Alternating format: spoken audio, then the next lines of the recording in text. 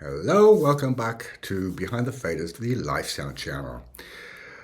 Today I want to talk about delays because I recently did a video about reverb and somebody asked me to do kind of the same thing about delays, and of course your wish is my command.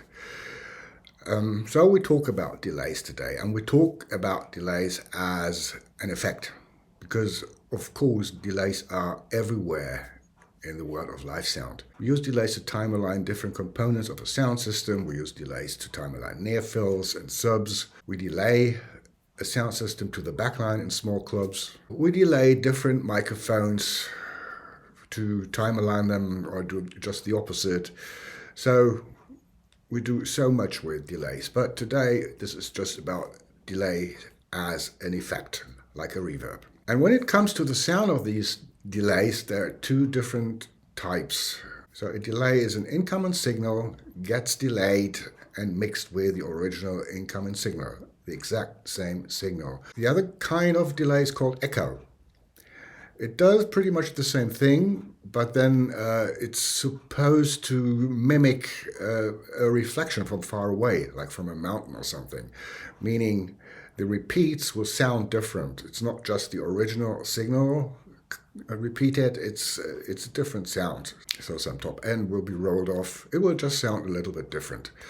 And to my ears, an echo sounds more natural. So if you find an echo preset on your desk, I would rather use that one. A delay is usually used on vocals.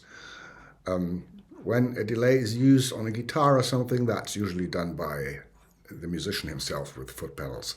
So when you add delay to something, 99% of the time it will be a vocal, right? And now you can, of course, insert the delay into the channel itself. But this is even more uncomfortable than with a reverb because a delay will hardly ever be a constant effect. You will always try to capture some phrases or just single words even, and it's hard to do that if you have to do it on the effect itself because it's sitting in the insert of a channel.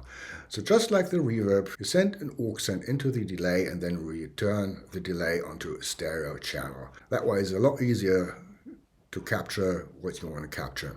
The delay time is usually set to the tempo of the song, and you will usually use a tap delay, so you can tap in the tempo of the song. It's usually quarter notes, sometimes half notes, depending on the effect you want to get out of it. But I think quarter notes is most usual. When it comes to the feedback, so the number of repeats, I usually go with one very obvious repeat and then maybe another one which kind of already disappears in the mix. I mean, it all depends on what you want to achieve, but that for me would be the way to go for the normal use of a delay. Unless, of course, you go for a very special effect. You can do tons of different stuff with the delays. So like I said, with the echo, which is already sounding like it's coming from far, we can even improve that kind of effect by using the Abbey Road trick that I already talked about in the reverb video, meaning rolling off a lot of the lows at like 300 hertz and rolling off the highs at 5K. So that makes the delay or echo sound a lot more natural than just leaving it unecued. And also, don't forget to send the return of the delay back into the reverb with the same amount as to the original signal.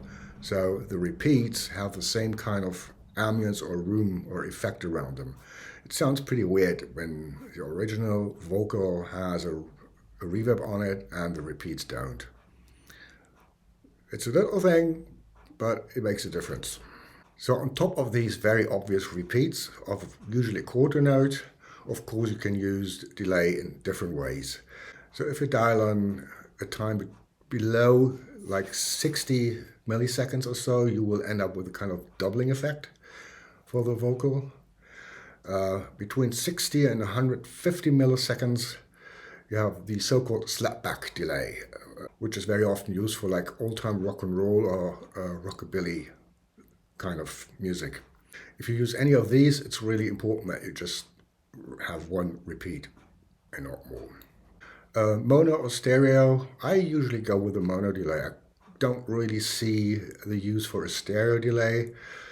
Some people use the doubling effect stereo, so they pick different delay times for the left and the right channel, which for me sounds a little bit weird in live sound depending on where you are in the room.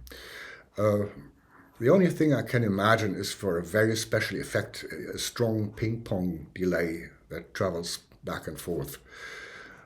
That would be something I would use a stereo delay for, of course. A word about muting. Of course, if you use the delay in a way that you only capture certain phrases or words, then the fader will be down anyway. But if you have constant delay going, you will need to mute it in between songs. And a clever way to do this is to actually mute the send to the delay rather than the return, because you just get rid of the risk of cutting off any repeats from the delay, whatever happens. And the last thing is, I always like to have my delay on a DCA, because usually my effect returns are somewhere in a different layer.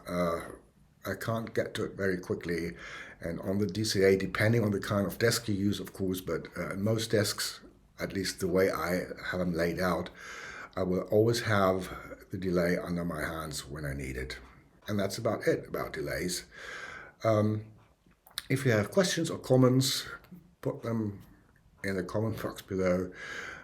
If you have a lot of questions, consider booking yourself a coaching call. And if you haven't already, please subscribe to the channel. It helps me so much, and it's free for you. It's just a click. That's it for today. Bye-bye.